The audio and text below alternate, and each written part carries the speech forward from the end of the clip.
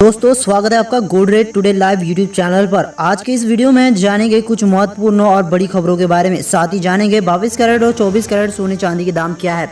सोने चांदी से जुड़ी लेटेस्ट न्यूज जानने के लिए चैनल को सब्सक्राइब जरूर कर ले और एक प्यारा सा लाइक दिल से कर दीजिएगा, क्योंकि आपका एक लाइक ही मेरी मेहनत का फल होता है। तो चलिए बढ़ते हैं आज की बड़ी और महत्वपूर्ण खबरों की ओर। यहाँ दोस्तों वही बात करें अगली बड़ी खबर में, तो बता दें कि गोल्ड ETF में जमकर लगा रहे हैं निवेशक पैसा। पर इन बातों का अगर आपने ध्यान नहीं रखा तो आपको जमकर नुकसान उठाना पड़ सकता है। बता दें कि गोल्ड में इस समय गिरावट देखने को मिल रही है, मगर माना जा रहा है कि यह गिरावट फिलहाल के लिए है, क्योंकि लंबी अवधि के लिए अर्थव्यवस्था में सुधार के अच्छे संकेत नहीं है। ऐसे में अनिश्चित समय में सोने में तेजी की संभावना बनी रहती है। हालांकि सोने की ऊंची कीमतों जो एक समय फ्यूचर मार्केट में 56,200 रुपए तक पहुंच गई थी, उसने रिटेल मार्केट में मांग को कम किया है। सोने की कीमतों में तेजी के बीच निवेशकों का ध्यान गोल्ड ETF और सॉवरेन गोल्ड बॉन्ड SGB की तरफ बढ़ा है। RBI और MP के आंकड़ों के अनुसार 2020 और 21 के पहली छमाही में गोल्ड ETF और SGB में 14,000 करोड़ रुपए का निवेश आया है। अगर आपका भी रुझान गोल्ड ETF की तरफ है तो निवेश से पहले कुछ बातों का जानना आपके लिए बेहद ही जरूरी है।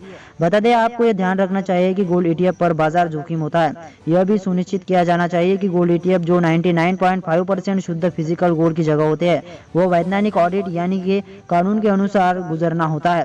बता दें कि गोल्ड ETF का प्रबंधन फंड मैनेजर करते हैं, जो आपसे ब्रोकरेज चार्ज लेते हैं, और इसलिए आपको ऐसे फंड हाउस की तलाश करनी चाहिए जो तुलनात्मक रूप से कम चार्ज लेते हो। वास्तव में गोल्ड ETF पर अधिक चार्ज आपके रिटर्न को कम कर सकता है। आमतौर पर ब्रोकरेज शुल्क 0.5 से 1% के बीच होता है, मगर अधिक चार्ज से बचना चाहिए। बता दें कि एक्सपेंसेस रेशियो एक ऐसी चीज है जिसे देखकर निवेश किया जाना चाहिए, मगर ऐसा न हो कि आपका ध्यान सिर्फ एक्सपेंसेस रेशियो पर ही हो, बल्कि और भी बहुत सी ऐसी चीजें हैं जैसे कि रिटर्न, फंड का प्रदर्शन, फंड मैनेजर की परफॉर्मेंस आदि है, जिन पर आपको ध्यान देना चाहिए। बता दें कि उस गोल्ड ETF को चुने जिसका औसत ट्रेडिंग वैल्यू अधिक हो। इसकी जानकारी फाइनेंशियल वेबसाइट और एक्सचेंज पोर्टल के माध्यम से ली जा सकती है।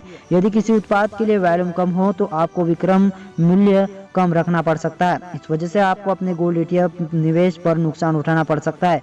गोल्ड ETF का एक NAV सोने की बाजार दर से प्रतिबिंबित होना चाहिए, और यदि ट्रेडिंग त्रुटि या एरर अधिक भिन्नता दिखाए तो ऐसे गोल्ड ETF से बचना चाहिए।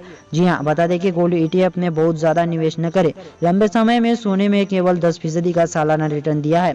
ऐसे में गोल्ड ETF में अपनी निवेश राशि का 5 से 15% ही लगाए। किसी भी जोखिम से बचने के लिए इतना निवेश सही रहेगा, इससे आपका रिटर्न भी स्थिर रहेगा। जी हाँ दोस्तों, चलिए बढ़ते हैं अगली खबर की ओर।